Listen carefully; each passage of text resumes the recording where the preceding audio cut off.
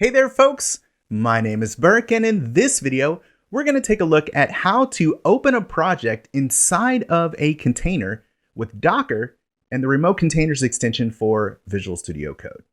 So let's go.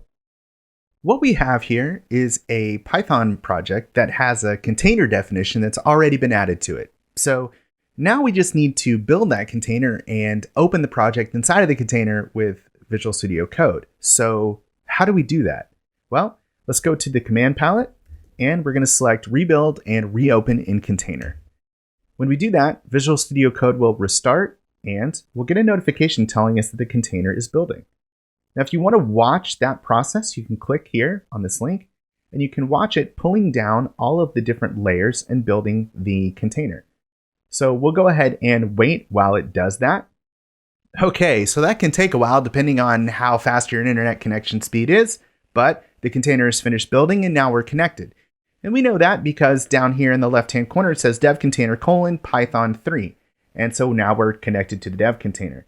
And if we look at the terminal, we should see that the terminal looks, well, different than our normal terminal. And that's because we're not on our local machine anymore. We're now inside of the Docker container, even though it feels like with Visual Studio Code, we're just working on a local project. So can we run this project? Well, not quite yet. Let's take a look at the README and see what we need to do that. We have Python 3 because that's in the dev container, and we need to install the dependencies. So let's go ahead and do that inside of the container. We'll just paste this in. Okay, that seems to work. And then the next thing that it wants us to do is it wants us to start the server with this command. So I can do that. Let's clear this out, make a little more space, and just do python app.py. Okay, and it's running. And we get a notification that it's running on port 5000. We can open it in the browser. So let's do that. Okay, so here's the site. It's running and it's working.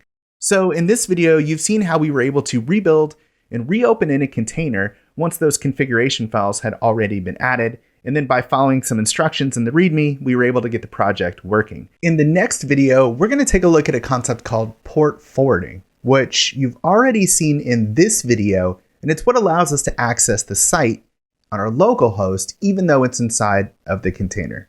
That's called port forwarding, and it's in the next video.